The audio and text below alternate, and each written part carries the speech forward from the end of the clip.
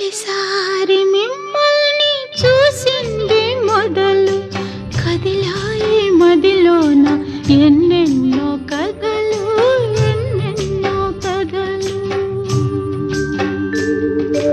జో అచ్యుతానంద జో జో ముకుంద లాలి పరమానంద సింగారి సిన్నదానా నీ ఇంటి దారిలోన పోసోడై పాడుకో. జో